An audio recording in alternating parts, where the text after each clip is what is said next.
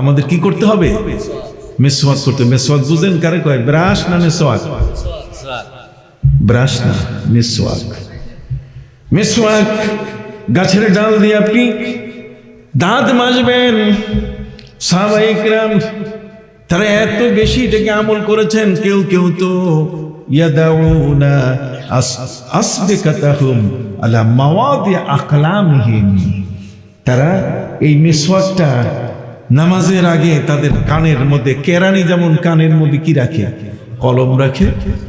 ফিরিস্তারা এমনকি মিসওয়াক, মানে সাহাবায়ে কিরাম মিসওয়াক রাখেন কোথায়?